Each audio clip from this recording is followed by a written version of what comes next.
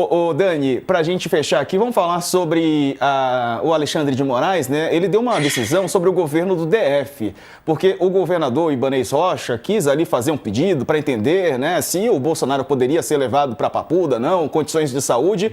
Me parece que o Xandão, usando o jargão popular, né, agiu nesse sentido, porque ele falou, opa, pera lá, né? O governo do DF não tem essa, né? Não é o caso do governador fazer essa solicitação. Foi por aí, Dani? Olha o que aconteceu, né? O governador pediu para que o Supremo fizesse uma avaliação na saúde do Bolsonaro antes de decidir se talvez, quem sabe, porém, entre tudo contanto todavia, possa ele vir a ocupar um espaço de Estado-Maior dentro da Papuda. Assim, o julgamento dos recursos do ex-presidente e de todos os réus da trama, do núcleo principal da trama golpista, começa amanhã. Não se sabe nem em que termos a condenação vai ser mantida, assim, porque é o seguinte, né, o mais provável é que os recursos sejam rejeitados, porque não me parece que as defesas conseguiram trazer questões novidadeiras, algo que tenha força, condão suficiente para promover um cavalo de pau na posição dos 4 ministros do Supremo que votaram unanimemente pela condenação de todos eles, e no caso de Jair Bolsonaro, a mais de 27 anos de prisão. Mas ainda assim, não tem nem decisão ainda transitada em julgado sobre a condenação, que dirá sobre onde ele vai ficar preso, entendeu? Assim, as pessoas estão especulando. Ontem a gente falou, o ministro Alexandre de Moraes, a chefe de gabinete dele, a doutora Cristina, foi a Papuda, visitou as instalações. Quando o ministro da Justiça ele já tinha ido também, não tem nenhuma novidade nisso. É papel do judiciário zelar a lei, apesar do pessoal que só condenado bom é condenado morto só quando está na favela, né? Para algumas pessoas. Mas a lei garante a todos os presos uma série de direitos para resguardar seus valores mínimos humanitários, né? Então, assim, desde condições sanitárias até o fato de que o preso, o condenado, pode escolher, pode optar, se tiver duas residências, por exemplo, onde ficar, porque ele tem o direito de ficar perto da família, né? Ele tem o direito de permanecer próximo aos seus, porque ele tem direito à visitação, porque ele tem direito a receber os familiares, ele tem direito a ter defesa. Então, o Eduardo Bolsonaro quer ignorar lá dos Estados Unidos que está correndo um processo contra ele, o ministro Alexandre de Moraes julga a revelia, não, fala, então, por favor, Defensoria Pública, porque como todo mundo tem direito à defesa, assume aí, porque senão vai julgar a revelia, eu não vou fazer. Então, o que o ministro disse para o governo do Distrito Federal foi, o pedido é incabível. Tá fora aqui dos autos, beijo. Beijo, não me liga. Ô, Couto, e aí? Tipo... Foi uma forma que o governador do Distrito Federal, um bolsonarista, né, encontrou de ajudar o ex-presidente, né? O que ele queria é que fizesse exames de saúde no presidente para mostrar que ele não tem condições de um presídio ficar no regime fechado, né? E que, portanto, seria melhor ele continuar na prisão domiciliar. Foi isso que ele tentou fazer e levou uma lambada do ministro Xandão, como se podia esperar, né? É isso aí. Uma consulta impertinente, realmente foi. É isso aí. E o Supremo Tribunal Federal começa a julgar o recurso de Jair Bolsonaro e de mais 6 condenados do chamado núcleo crucial da tentativa de golpe antes das eleições de 2022. O julgamento pela primeira turma será no plenário virtual. O primeiro a votar é o relator Alexandre de Moraes. Os demais ministros têm até o dia 14, a próxima sexta-feira, para enviar o voto. O ex-presidente Jair Bolsonaro já está se preparando para ser preso em regime fechado antes do Natal. Aliados dele com os quais eu conversei me disseram que o ex-presidente está fazendo um trabalho psicológico, ele, a família, se preparando para uma eventual prisão em regime fechado já nas próximas semanas. E aí já entra no cálculo que talvez ele tenha que passar o Natal longe da família e dentro do complexo penitenciário da Papuda. O senador Flávio Bolsonaro, filho dele, tem dito a pessoas próximas que o pai está sob perseguição implacável e que os familiares, inclusive o próprio ex-presidente, então, estão se preparando para o pior cenário. A defesa de Bolsonaro segue tentando, junto ao Supremo Tribunal Federal, o cumprimento de pena de Jair Bolsonaro em prisão domiciliar, mantendo a condição atual, né? Ele já está preso em domicílio. Mas, embora haja esperança de que ele não passe muito tempo em presídio, caso seja enviado para lá, por conta da sua condição delicada de saúde, aliados avaliam que mantê-lo encarcerado em uma penitenciária durante as festas de fim de ano seria um ato simbólico do STF contra Bolsonaro. Nesta sexta-feira, amanhã, a primeira turma da Suprema Corte abre o início do julgamento de recurso do ex-presidente em plenário virtual. Os magistrados terão até 7 dias para concluírem seus votos. Depois ainda tem mais algum prazo, 5 dias para defesa, aí depois ainda pode ter mais um tipo de recurso.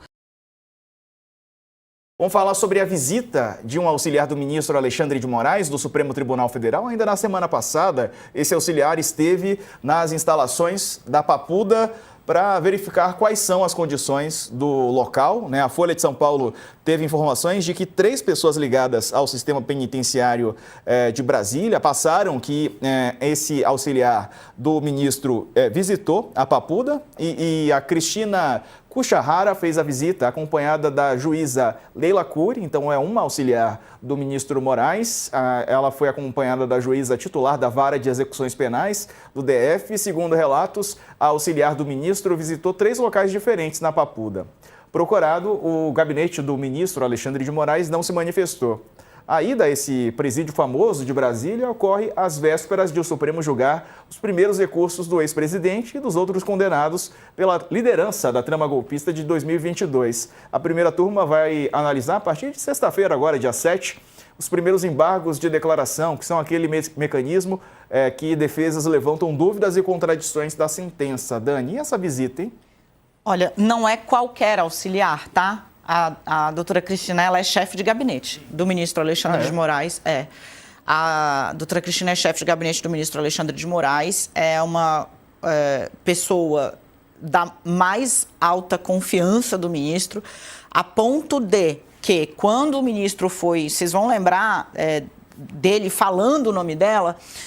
numa audiência que o ministro presidiu, a audiência do Mauro Cid, inclusive, onde o ministro fala: ô, meu querido, é o seguinte, você disse uma coisa aqui para a Polícia Federal, na revista está saindo outra, você está falando com quem? O que você está fazendo? Essa sua delação vai parar de pé ou não? E aí o ministro, como é de padrão no judiciário, ouve as respostas do réu e, no caso, o delator e réu, né, na época, e transcreve para ser registrado em ata. E aí ele falava: então, Cristina, disse, perguntado se tal, respondeu que tal.